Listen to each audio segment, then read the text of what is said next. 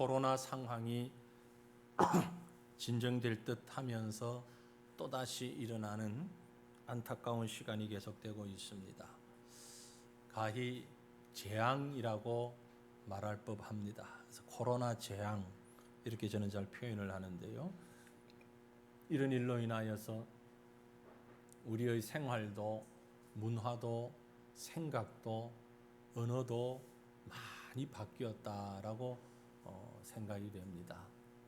특별히 언어적인 면에 있어서 예전에 잘 사용하지 않던 또 뭐 그렇게 잘 들어보지도 못했던 말들이 이젠 아주 일상적인 용어가 되어 있죠.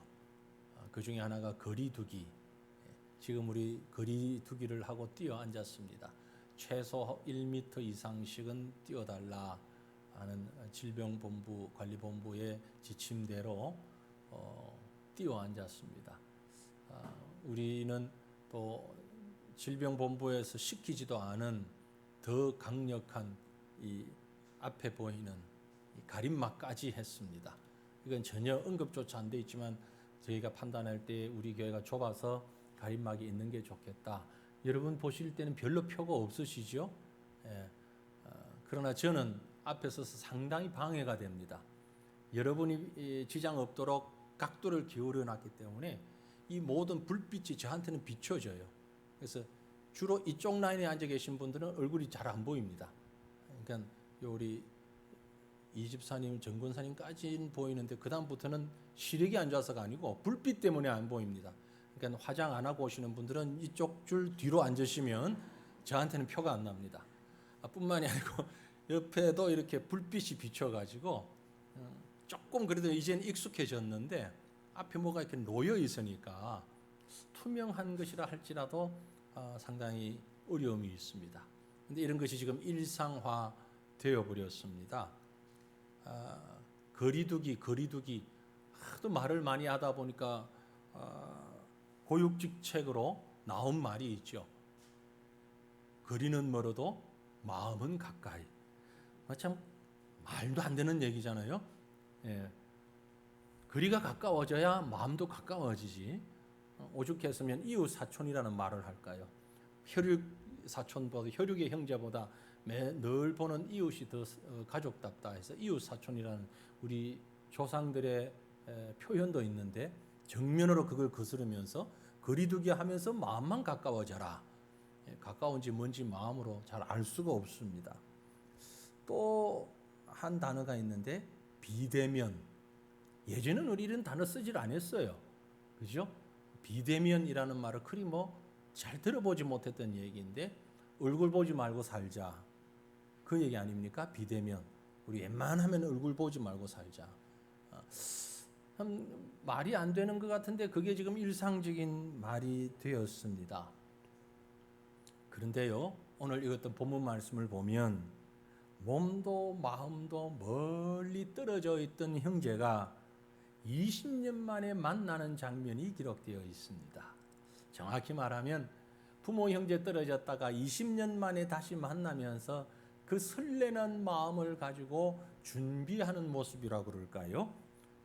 참 20년 만에 만나는 형제의 포옹을 앞두고 그 감격의 직전 순간을 오늘 본문은 기록하고 있습니다.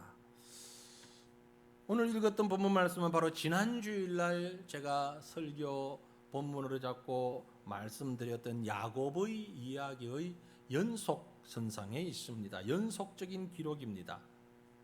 지난 주일 설교 본문은 어디였죠? 대답하시기 전에 제가 말씀드리면 창세기 28장 10절로 22절. 제목은 오늘 설교의 제목이 지난주 설교의 제목을 연상시키기 때문에 여러분의 기억력이 좋다기보다는 아주 순발력이 좋아서 뭡니까? 지난주 제목이 베델의 은혜. 그래서 오늘 이어지는 말씀으로 브니엘의 은혜라는 말씀을 나누기를 원합니다. 베델의 사건과 브니엘의 사건은 우리는 지금 일주일 간격을 두고 이어서 생각하고 있습니다. 왜냐하면 둘 다 야곱의 사건이기 때문에. 그러나 실제 두 사건은 성경 속에서 20년이라는 시차가 있습니다. 원래는 20년 시차를 가진 사건, 지금 우리는 일주일 시차로 생각을 하고 있는 것입니다. 자, 지난주 말씀을 잠깐 기억하시면은요, 부모 형제를 떠난 야곱, 참 이별의 슬픔을 달래며 막막한 자신이 가야 할 길에 두려움을 가지고서 하나님을 만납니다. 그곳이 바로 천사가 사닥다리로 오르락내리락 하는 모습을 보고 베델이라고 이름하며 그곳에서 제사를 드렸다 하는 것이었죠. 그로부터 20년의 세월이 지난 후에 이제 그 부모 형제의 집으로 다시 돌아가는 야곱의 모습을 우리는 볼 수 있습니다. 갈등과 두려움 가운데 있는 야곱의 모습이 오늘 본문에 그려져 있습니다. 그 야곱을 하나님이 만나셨습니다. 그래서 그곳의 이름을 버니엘에서 오늘 우리는 이 버니엘의 은혜를 한번 생각해 보기를 원합니다. 여러분, 야곱은요, 부모 형제 아버지의 집을 떠나서 외로움과 두려움 가운데 베델에서의 은혜를 경험하면서 나와 함께 하시는 하나님을 깨달았습니다. 그리고 그 하나님을 예배하고 자그마치 600km 정도나 더 떨어져 있는 하란의 외삼촌의 집에까지 이르게 되고 그곳에서 20년의 인생을 삽니다. 그런데 그 시간들이 야곱에게는 그리 평탄한 시간만은 아니었습니다. 험난하고 고통스럽고 외로움과 싸워야 하는 시간이었지요. 장자의 명분을 빼앗은 대가를 톡톡히 지불하는 시간들이었습니다.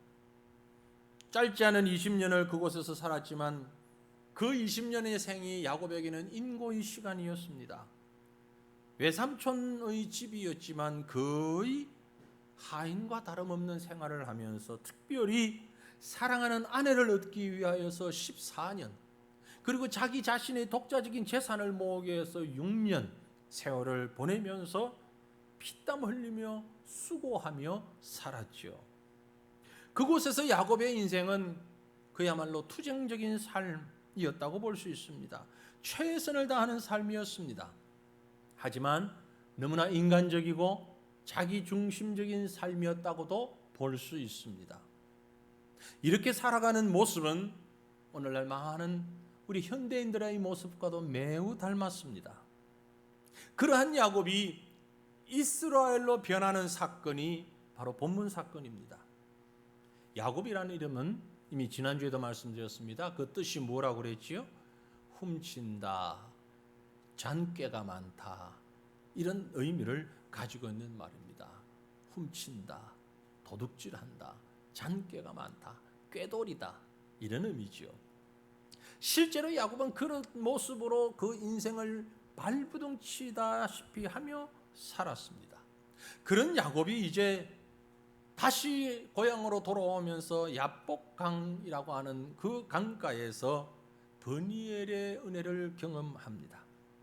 이 버니엘의 은혜를 통하여서 더 이상 잔꾀 많은 사람이 아니라, 더 이상 인간적인 모습으로 발부둥치는 사람이 아니라 하나님을 의지하는 이스라엘로 변화되는 것입니다.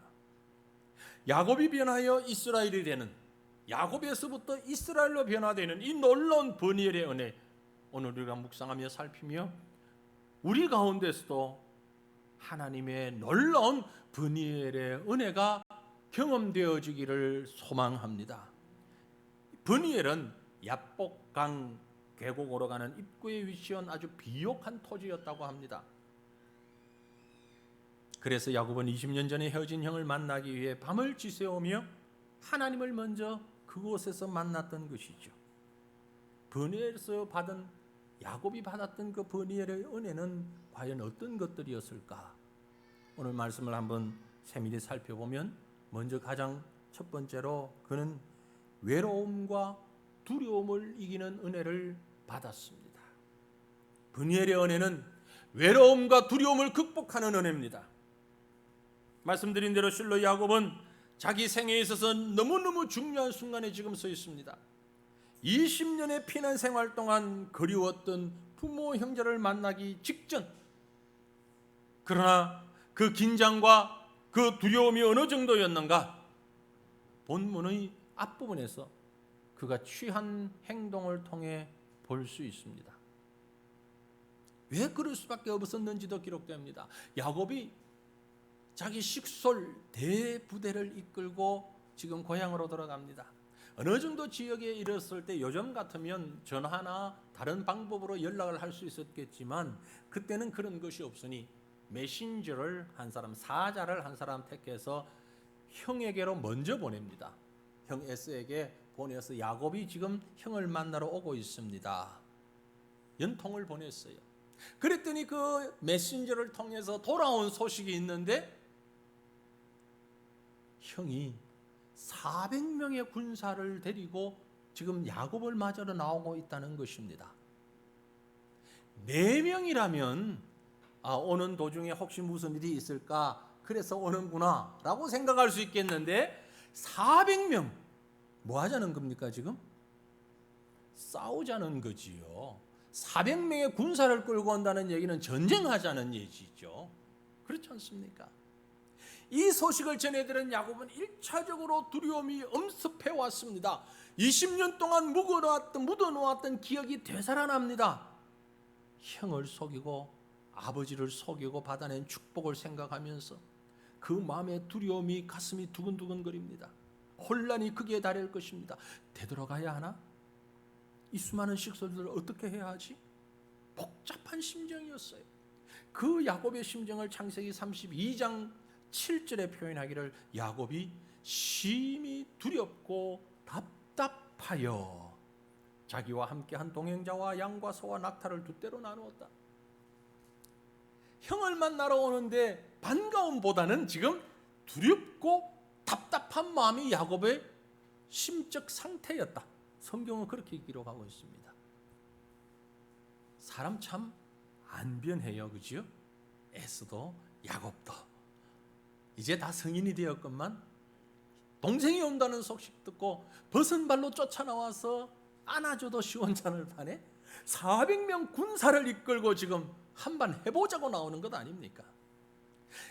이 상황에서 야곱이 선택한 방법 또한 야곱답습니다.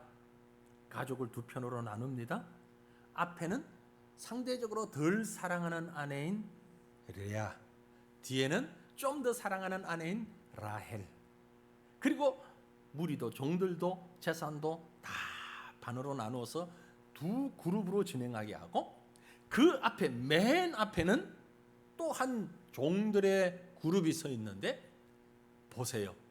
엄청난 예물인지 뇌물인지 모를 그런 무리를 앞장 세웠습니다. 14절 15절 말씀을 보시면 이렇게 기록되어 있습니다.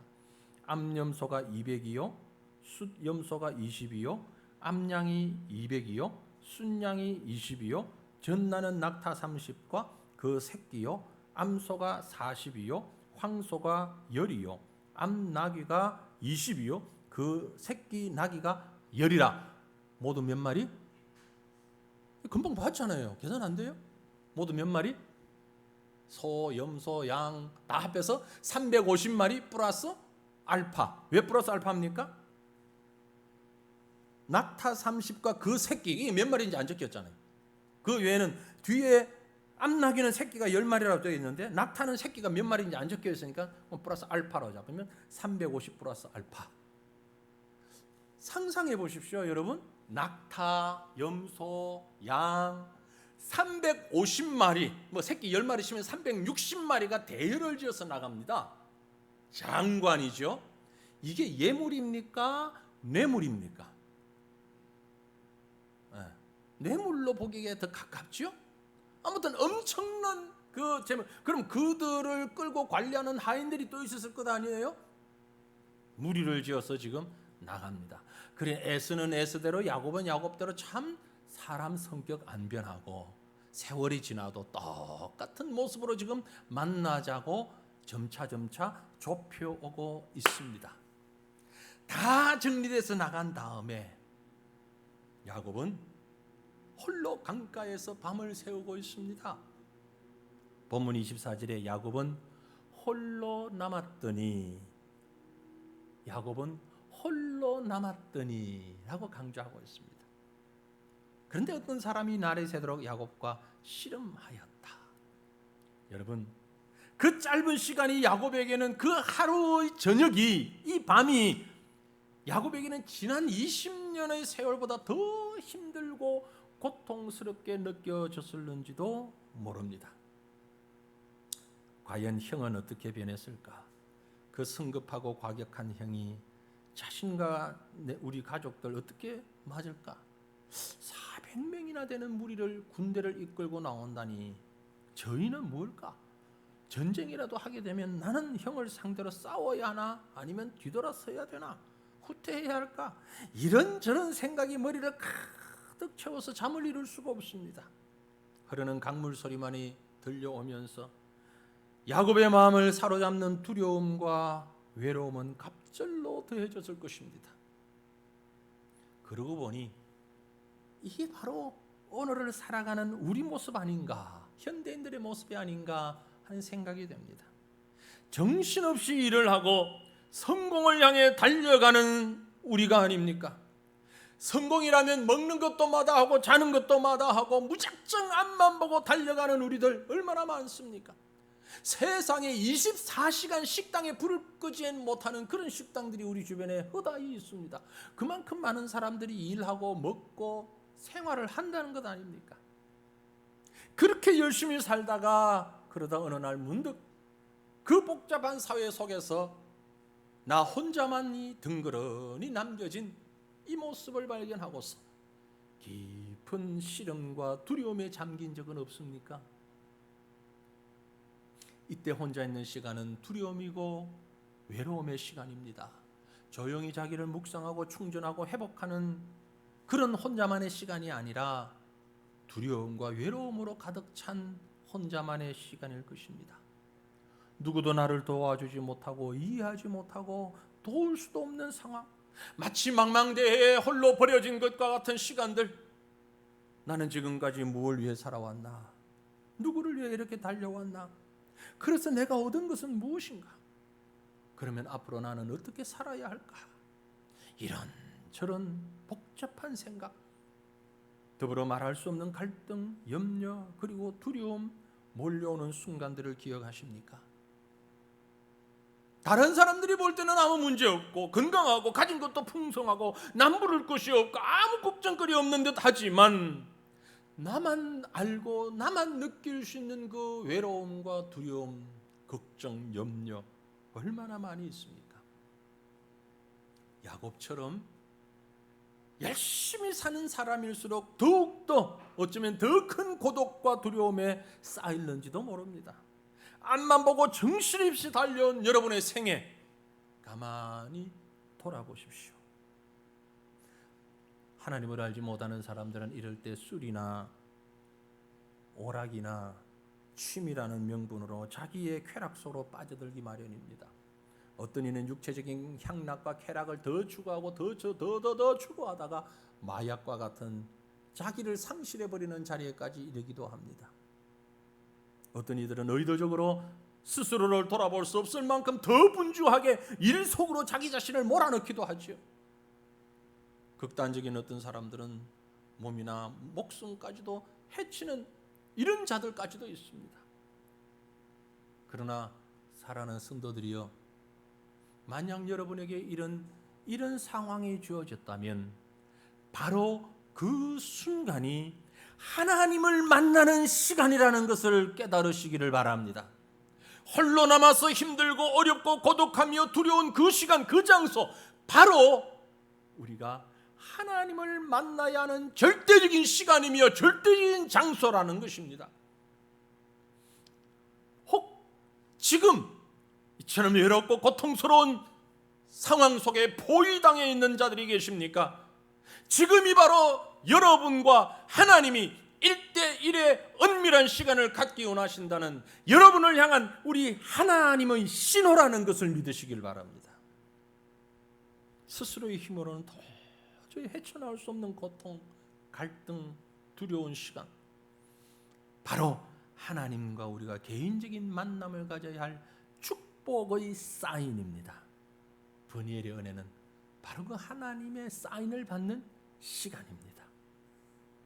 그렇다면 그 시간에 우리가 받을 수 있는 실로 구체적인 은혜는 무엇일까? 그것은 바로 나를 이기는 은혜입니다. 브니엘의 은혜로 여러분 스스로 이기시기를 바랍니다. 본문 사건으로 우리 생각을 다시 한번 돌아가 보십시다. 어떤 사람들은요, 우리가 읽은 이 본문을 가지고서 하나님을 향한 끈질긴 기도를 말씀하는 분들이 있습니다. 우리가 하나님 앞에 기도할 때에 포기하지 않고 끈질기게 기도해야 하는 것은 분명히 맞습니다. 틀리지 않습니다. 맞아요. 하지만 적어도 창세기 32장의 야곱의 야복 강가에서의 경험, 이 사건은 끈질긴 기도를 얘기하는 사건이 아니라는 겁니다. 착각을 해서는 안 됩니다. 왜 그렇게 단정할 수 있는가? 좀 전에 우리가 24절 보았습니다. 24절, 25절 본문 말씀을 다시 한번 보면은요, 야곱은 홀로 남았더니 어떤 사람이 날이 새도록 야곱과 씨름하다가 자기가 야곱을 이기지 못함을 보고 그가 야곱의 허벅지 관절을 치매 야곱의 허벅지 관절이 그 사람과 씨름할 때에 어긋났더라. 씨름을 영어로 번역된 거 보면 레슬링 하는 것처럼, 격투기 하는 것처럼 레슬링이라고 했어요. 그런데 이 문장에 있어서 주어가 야곱입니까? 어떤 사람입니까? 주어는 야곱이 아니라 어떤 사람입니다. 만약에 여기 주어가 야곱이었다면 기도가 맞습니다. 야곱이 기도했다라는 거죠. 그런데 이 싸움은, 이 레슬링은 야곱이 원해서 한 게 아니고 어떤 사람이 원해서 한 거예요. 어떤 사람이 주도권을 가지고 시작했습니다. 이 어떤 사람이 누구냐면은 바로 하나님의 천사, 하나님 편이에요. 하나님이 먼저 시작했다는 얘기예요. 하나님이 먼저 시작했으니 기도가 아니라는 거죠. 사람이 먼저 시작해야 기도지. 그럼 이게 뭡니까? 하나님이 사람을 찾아오셨음을 말하는 겁니다. 의도적으로 하나님이 어떤 사람, 하나님의 대리자, 사자를 통해서 야곱을 찾아오셨습니다. 찾아오신 하나님의 사랑의 모습, 하나님의 주권적인 모습에 역점을 두어야 한다는 것이죠. 야곱을 찾아오신 하나님, 뭘 하셨나요? 두려움 속에 홀로 남은 야곱에게 씨름을 청했습니다. 결국 그것은 야곱을 변화시키기 위한 것이었습니다. 천사와 야곱의 씨름은 일방적인 하나님 편의 승리로 끝날 수밖에 없습니다. 승리는 야곱이 아닙니다. 왜요? 오늘 본문에도 보면 결국 야곱의 허벅지 관절이 위골되는 그런 부상을 입을 만큼 야곱은 혼이 났습니다. 아니, 어느 정도 엇비슷해야 승패에 관심이 가지요. 격투기 선수 중에 최홍만이라는 선수 있었죠. 요즘은 안 높디다마는 그분이 시합에 나와서 잘 지긴 하지만 이길 때도 있고, 여러분하고 씨름하면 누가 이길 것 같아요? 누가 이길 것 같습니까? 그 사람이 제가 알기로 키가 230m 정도 됩니다. 누가 이길 것 같아요? 결코 우리가 이기지 못한다고 지금 삐삐하고 경고음이 울리면서 재난 방송 문자 뜨는 것 같은데, 요거 진동으로 안 해놓은 분들 때문에 제가 알았습니다. 확인시켜주네요. 우리가 감당할 수 없는 씨름입니다. 그렇잖아요? 하나님과 사람이 싸워서 어떻게 사람이 이길 수 있어요? 근데 목사님 성경에 아니 하나님을 이겼다고 말했잖아요. 실제 그렇죠. 하나님을 이겼다. 무슨 말입니까? 졌다라는 얘기예요. 아이고 잘하셨습니다. 잘했네 하는 말하고 잘했네 글자로 쓰면 똑같아요. 글자로 쓰면 똑같아요. 잘했네 말은 잘했다는 말입니까? 못했다는 말입니까? 모르겠어요. 글자를 한번 써놓고 보세요. 잘했네 잘했네. 잘했네. 그 말은 못했다는 얘기잖아요. 잘했네. 그건 잘했다는 얘기고. 반어법이라고 있죠. 어떻게 사람이 하나님을 이길 수 있어요? 못 이겨요. 못 이겨요. 그런데 분수도 모르는 야곱이 하나님을 이겨보려고 애를 쓰고 발부둥치는 모습을 보고 그래 너 나 이겼다 라고 얘기하고 있는 거예요. 바로 그 말씀이 뒤에 나오는 말씀 보면 천사가 그 사람이 야곱에게 물고 뭐라고 얘기합니까? 너 이름이 무엇이냐? 아니 하나님이 야곱 이름을 잊어버렸을까요? 아니잖아요. 20년 전 베델에서도 알았는데 20년 만에 하나님의 기억력이 손실된 겁니까? 아니에요. 하나님 분명히 알아요. 그런데 왜 묻습니까? 네 이름 뭐냐? 예, 야곱입니다. 그 야곱이라는 말을 직접 듣고 싶은 거예요. 하도 꾀가 많은 자기 의지 가지고 자기 생각 가지고 살고 있으니까 그 이름을 다시 한번 확인시켜 준 거예요.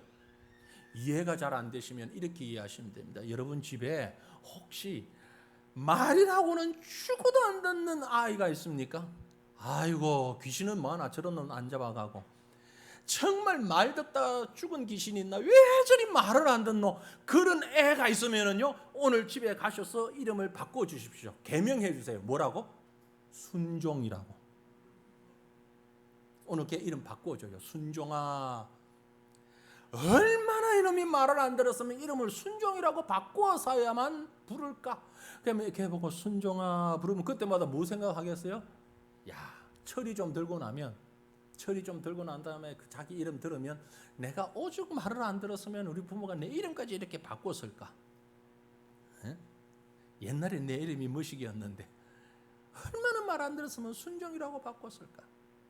바로 그 상황입니다. 하나님께서 야곱을 보시고 너는 하나님을 이길 수 없어. 너 야곱은 이제 죽어야 돼. 그래서 더 이상 야곱이라고 이름하지 말고 이스라엘이라고 바꿔. 이름을 바꿔주신 거예요. 하나님과 겨루어 이겼다는 의미, 그것은 곧 하나님 앞에 완전히 패배해서 이 환도뼈, 척추를 지탱하고 있는 이 허벅지 관절뼈가 부서질 만큼, 그래서 그 이후로 야곱이 다리를 절었다 그러잖아요. 완벽한 패배를 안겨다주고 사인까지 만들어준 거예요. 육체적인 사인은 다리를 저는 것이고 영적인 사인은 이름을 바꿔주는 거였어요. 이스라엘이라고. 특단의 조치를 취하신 것이죠. 그 주님이 오늘 우리도 변화시키기 원하십니다. 여러분, 우리는 스스로 믿음을 가지고 살고 있다 하면서도 얼마나 많은 순간에 하나님보다는 자기 자신을 더 의지하고 자기 생각에 사로잡혀 살고 있을 때가 많습니까?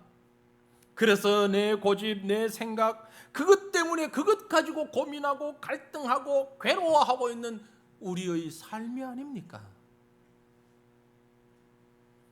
주일날 교회 가서 예배드려야 할 집사님이, 박 집사님이 등산을 너무 좋아해가지고 산에 갔다 합니다. 올라갔다가 내려오는데 너무 시간이 지체해서 어둑어둑해져서 컴컴해졌는데 그 산을 내려올 때쯤 그만 잘못해서 낭떠러지로 툭 굴러 떨어지고 말았어요. 엉겹결에 손을 뻗어서 잡았는데 소나무 뿌리를 하나 탁 잡았어요. 이제 죽었구나. 발은 대롱대롱 낭떠러지에 지금 걸려있고 순간적으로 집사가 주일날 교회 안 가고 산에 와가지고 등산하다가 보니 하나님이 나를 치셨구나. 회개합니다. 하나님 잘못했습니다. 다음 주일부터는 절대 예배 안 빠지겠습니다. 눈물을 흘리면서 기도하는데 위에서 갑자기 박집사야, 아니 박집사 아니지, 앞에서 박집사 선생님께서는 이집사야, 왜 박집사 이집사만 가지고 그러냐고요? 일부 예배 때 김집사 써먹었거든. 세과천교회 박집사야, 이집사야. 아니 이 소리를 딱 듣고 이 사람이 생각하니까 귀가 번쩍 뜨이는 거야. 누구길래 날 보고 집사라고 부르지? 그거 누구시오? 누군데 나를 압니까? 나는 너가 믿는 하나님이다. 아이고 하나님 반갑습니다. 하나님이 주일날 교회 가신 줄 알았는데 주일날 교회도 안 계시고 산에도 계시네. 하나님도 등산 좋아하십니까? 미안하지만 나 좀 건져주십시오. 아이고 다른 날은 내가 주일날 열심히 교회 나가는데 오늘 어쩌다 보니까 이렇게 돼서 사정이 여차저차한데 그건 뭐 복잡하니까 놔두고 오늘 하루만 좀 탁 살려주시면 내가 다음부터 절대 예배는 안 빠지고 하겠습니다. 그랬더니 소리가 또 들립니다. 야, 최 집사야. 자꾸 집사는 바뀌죠. 새가천 교회라서 그래요. 최 집사야, 내가 오늘 너를 건져주면 너 정말 나를 믿니? 나를 믿겠니? 확실하게 믿겠니? 아이 그럼요 하나님, 내가 이때 안 믿으면 언제 믿습니까? 제발 살려주십시오. 자꾸 말 걸지 말고 좀 팔에 힘이 빠져가는데 빨리 좀 건져 살려놓고 그 다음에 얘기하십시다. 하나님 좀 살려주십시오.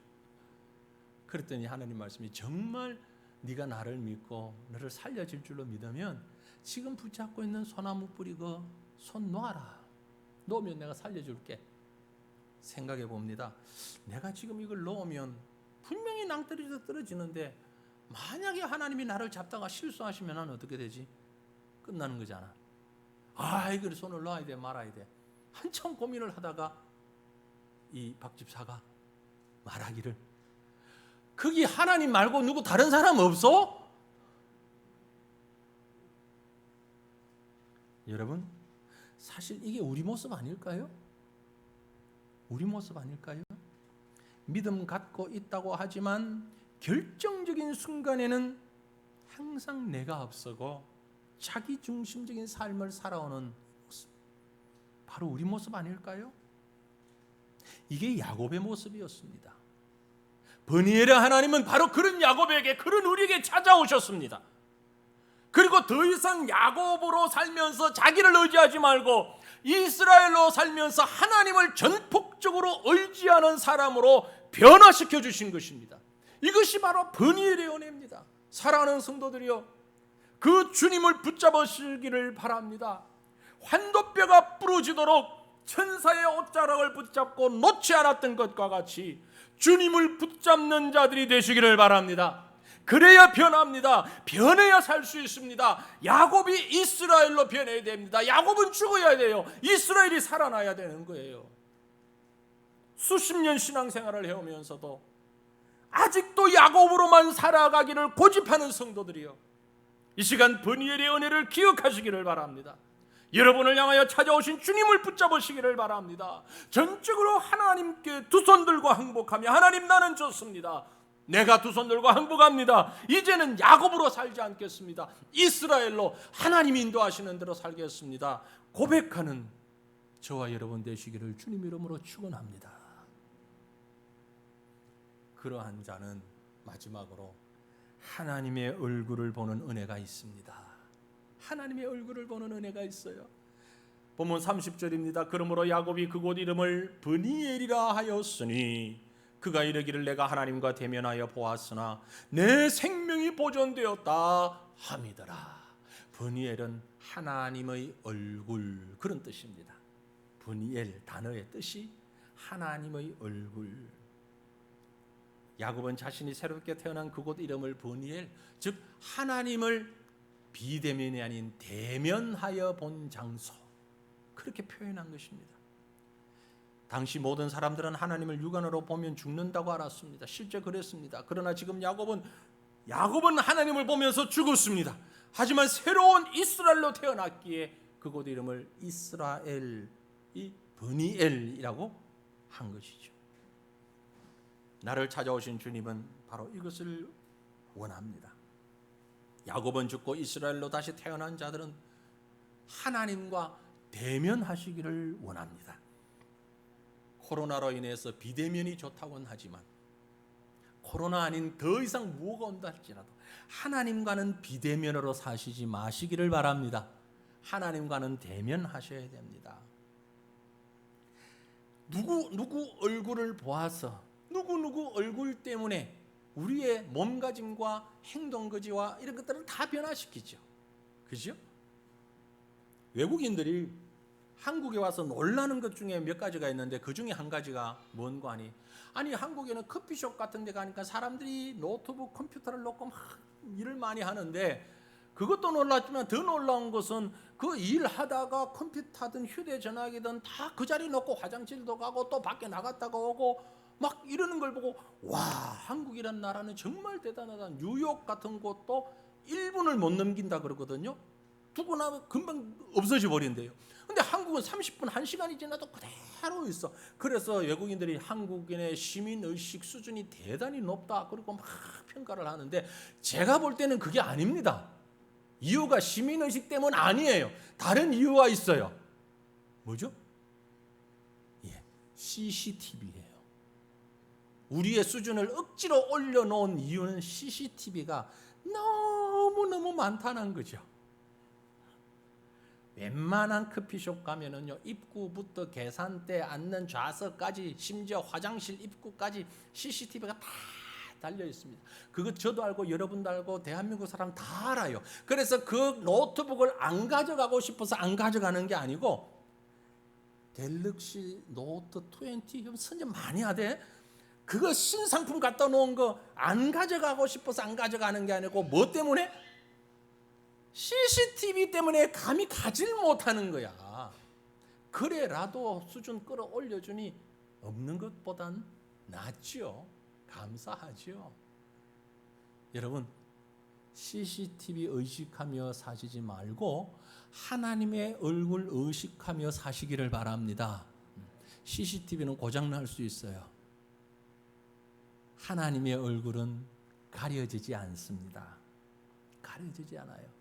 그래서 브니엘의 은혜를 맛본 자는요, 언제 어디에서든지 무엇을 하든지 하나님 얼굴 앞에서 살아가는 자들입니다. 하나님의 얼굴을 보며 사는 자들입니다. 하나님을 알지 못하는 사람은 그 상황에서 하나님의 얼굴을 보지 못해요. 의식하지도 못해요. 그래서 자기 마음대로 해요. 마음대로 살아가요. 육체의 정욕이 원하는 대로 살아가요. 육체의 죄악의 욕심 따라 살아갑니다. 하지만 우리는 설령 우리가 좀 미숙해서 그만큼 수준이 못 된다 할지라도 하나님의 얼굴이 눈앞에 있다는 것만 의식하면 되는 겁니다. 그러면 그 앞에서 마음대로 행할 사람이 없어요. 브니엘의 은혜는 바로 이러한 것입니다. 하나님의 얼굴을 보며 사는 자, 하나님의 얼굴 대면하는 모든 순간들이 되시기를 바랍니다. 나중에 집에 가셔서 여러분 창세기를 다시 한번 읽어보십시오. 야곱이라는 인물이 어떻게 변했는지를 보십시오. 32장 전의 야곱과 32장 이후의 야곱은 완전히 다른 사람입니다. 그 이전은 정말 야곱으로 살았어요. 잔깨 부리며 살았어요. 그러나 32장 이후는 이스라엘로 살았어요. 더 이상 야곱이 없어요. 나중에 보면은요, 자녀들 간에 문제가 생깁니다. 딸 디나의 일로 형제들 간에 칼부림이 나고, 이럴 때 어떻게 해결하는가 하니까 그 가족들을 다 데리고 몽땅 데리고 베델로 가요. 그리고 거기 가서 성결과 거룩으로 영적으로 무장시켜요. 예전에 야곱 같았으면 그렇게 못했어요. 그러나 이스라엘이 되고 나니까 그렇게 변화가 되는 것입니다. 말도 변하고 행동도 변하고 생각도 변하고 결정이 철저하게 하나님 앞에서 하나님을 대면한 상황에서 행해 나가는 모습을 볼 수 있습니다. 사랑하는 성도들이여, 코로나 재앙으로 인하여 몸도 마음도 지쳐가는 이때에 비대면이 우선이다, 거리두기가 우선이다, 세상에서는 그러할지라도 우리의 영적인 생활은, 영적인 삶은 더욱 하나님과 가까이 나아가고 하나님을 대면하면서 하나님을 만난 자, 하나님의 얼굴을 바라보는 자의 브니엘의 은혜가 충만한 이런 삶을 살아가는 저와 여러분 될 수 있기를 우리 주님의 이름으로 축원합니다. 우리 이 시간 함께 기도하기 원합니다. 말씀을 생각하시면서 우리 통성으로 하나님 앞에 기도할 때에, 그렇습니다. 하나님, 내가 지금까지 살아왔던 생이 야곱으로 살아왔다면 이제는 더 이상 야곱을 주장하지 않게 하시고 이스라엘로 살아갈 수 있도록 하나님, 나에게도 브니엘의 은혜를 더하여 주옵소서. 간절한 마음으로 먼저 통성으로 주님 앞에 기도하십시다. 살아계신 하나님 우리 아버지, 은혜를 감사합니다. 우리로 하여금 주님 앞에 나오게 하시고 주님 만나게 하시고 주의 음성을 들을 수 있도록 인도해 주시니 감사합니다. 참으로 힘들고 외롭고 그러나 최선을 다하며 땀 흘리며 수고를 아끼지 아니한 삶을 살아왔던 지난날 우리의 삶입니다. 야곱처럼 최선을 다하며 자기 일에 온 정신을 모아서 집중하여 살아왔는데 아버지 하나님, 야곱으로 살아가는 시간들만이 우리가 온전한 삶이 되는 것이 아니고 이제는 더 이상 우리가 야곱이 아닌 이스라엘의 삶을 살아야 하였기에 우리가 변하여서 야곱이 죽고 이스라엘이 살아나는 브니엘의 은혜가 임하도록 간절히 빌고 원합니다. 하나님이 우리에게도 이런 브니엘의 은혜를 허락하여 주옵소서. 하나님의 얼굴을 만나는, 하나님과 대면하는 이런 은혜가, 이런 축복이 우리 가운데 넘치기를 소망합니다. 세상에서는 그 어떤 곳에도 온전한 답이 없고 세상에서는 그 어떤 능력도 완전하고 영원한 것이 없다는 것을 우리는 너무나도 잘 압니다. 하나님의 완전하며 영원한 하나님의 능력을 드디어 수 있는 브니엘의 사람으로 변화되어지도록 우리의 심령의 변화를 허락하여 주시고 우리의 삶의 모습이 이렇게 변화되게 하시고 그리하여 하나님의 사람으로, 하나님의 백성으로, 우리의 직장에서, 우리의 일터에서, 우리의 모든 삶의 영역에서 그렇게 함께 살아갈 수 있는 주의 자녀들, 하나님의 백성들이 될 수 있도록 하나님의 은혜 위에 은혜를, 능력 위에 능력을 더딥혀 주시옵기를 주여 간절히 빌고, 하나님 아버지 감사합니다. 우리의 입은 늘 주님을 말하고 있지만 그러나 끊임없이 자기 자신을 돌아보며 내 생각, 내 고집, 내 의지, 내 경험, 내 능력 이렇게 의지하며 최선을 다하며 땀 흘리며 살아왔습니다. 하지만 이렇게 살아왔던 야곱과 같은 저희들, 주님이 아니었다면 우리는 영원한 멸망의 자리로 들어갈 수밖에 없고 영원한 두려움과 외로움의 자리에 있을 수밖에 없는데 브니엘의 주님께서 우리를 찾아오 주시고 우리를 더 이상 야곱과 같은 생이 아닌 이스라엘과 같은 생으로 변화시켜 주신 주님 감사합니다. 야복강가에서 여호와의 사자를 만날 때에 야곱이 이스라엘로 변화되는 브니엘의 은혜가 임하였던 것처럼 하나님 오늘 우리가 내게 임하시고 나를 부르시는 주님을 만남으로 우리의 생이 변화되며 이스라엘과 같은 삶으로 살아가는 하나님의 백성으로 축복하여 주시기를 원합니다. 나를 의지하고 내 방법, 내 의지를 가지고 좌우를 돌아보지 아니하고 앞만 향해 열심히 달려왔습니다. 무엇이 나의 목표였으며 무엇이 나의 방법이었던가를 돌아봅니다. 발꿈치를 잡는 자로, 팥죽을 파는 자로 지혜와 재치만을 의지하던 우리의 모습, 이제는 더 이상 우리의 모습이 되지 않게 하시고 내려놓게 하옵소서. 전적으로 주님만 의지하는 이스라엘의 삶을 살아가게 하옵소서. 하나님을 바라보고 하나님의 얼굴 앞에서 살아가는 믿음의 사람으로 우리의 남은 생을 살 수 있도록 하나님 우리에게 은혜 위에 은혜를 허락하여 주시옵소서. 야곱이 이스라엘로 변화되듯 내가 나의 주인이든 나의 삶에서 이제는 하나님이 나의 주인 되는 삶으로 변화되기를 간절히 소망하오며 우리 구주 예수님 이름으로 기도 올리옵나이다. 아멘.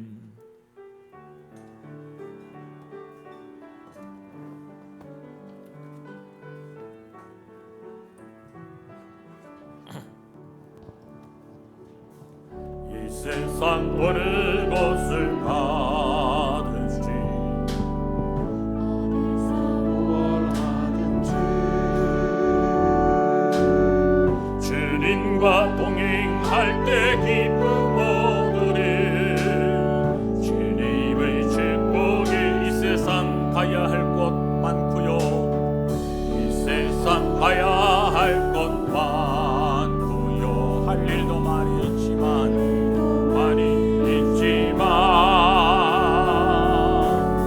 주님과 동행할 때 행복이 있으리.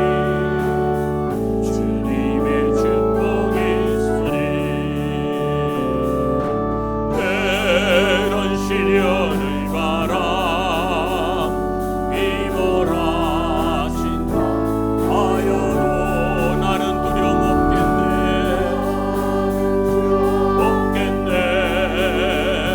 주님 나 동행하시니 주님만 찬양합니다. 주님만 의지합니다. 주님만 의지함 나의 생명 다른 날 주님 나와 동행함. 때론 시련의 바람 휘몰아친다 하여도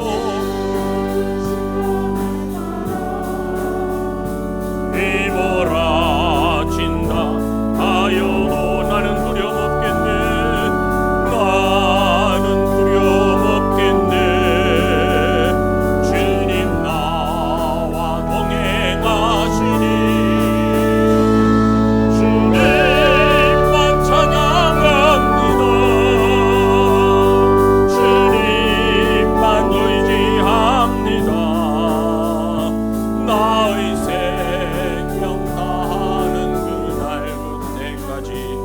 나는 주와 동행하리라.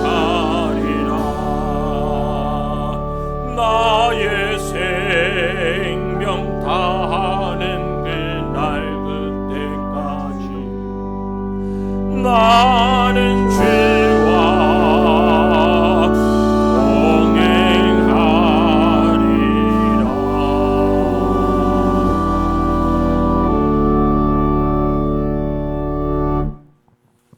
이제는 우리 구주 예수 그리스도의 은혜와 하나님 우리 아버지의 그 크신 사랑하심과 성령님의 감화 감동 위로 충만 교통하심이 브니엘의 하나님을 바라보고 그 은혜를 경험하며 이스라엘과 같은 하나님 기뻐하시는 새로운 인생으로 브니엘의 하나님을 의지하며 살아가기를 소망하는 머리 숙인 사랑하는 주의 귀한 백성들, 그리고 그 가정, 그 자녀, 일터, 주의 몸된 교회와 이 나라의 민족과 온 세계에 흩어진 하나님의 일꾼들과 백성들 그 머리 위에 이제로부터 영원 무궁토록 함께 계실지어다. 아멘.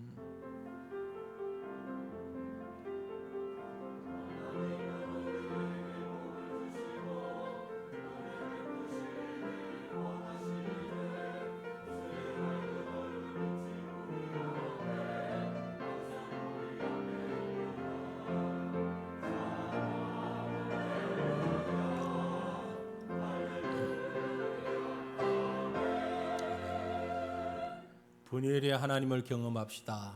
우리 앉으면서 인사할까요? 브니엘의 하나님을 경험합시다. 예, 한 주간도 잘 지내셨는지요?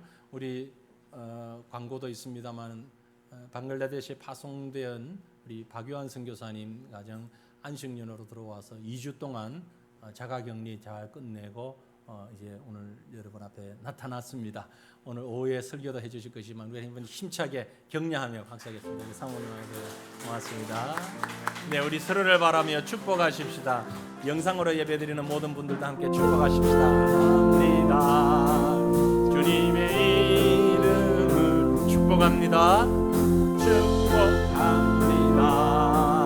주님의 사랑으로 이곳에 모인 주님을 찬양하게 주님의 기쁨과 주님의 사랑이 충만하게 하나님이 여러분을 축복하십니다. God bless you. God bless you. God bless you. 축복합니다. 주님의 사랑으로 모두에게 축복합니다. 고맙습니다. 예, 우리 장로님 나오셔서 광고해 주시겠습니다.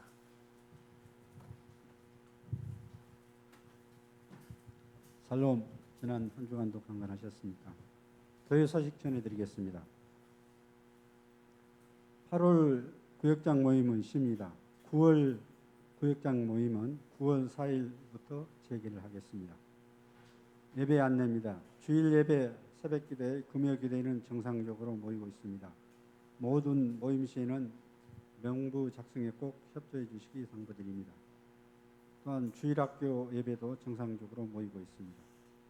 모든 예배와 모임 시에는 마스크 착용, 손소독, 체온검사, 거리 유지 등 정부 방역 지침을 잘 준수해 주시기 바랍니다. 모든 예배는 홈페이지를 통해서 온라인으로 실시간 중계되고 있습니다. 교회 출석이 정상화될 때까지 헌금을 계좌이체로 하실 수 있습니다. 주일 점심 식사는 제공되지 않습니다. 오늘 정현자 권사님 가정에서 떡을 제공해 주셨습니다. 나가실 때 받아가시기 바랍니다. 이번 주 금요기도의 특수는 9구역에서 12구역에서 함께 준비해 주시기 바랍니다.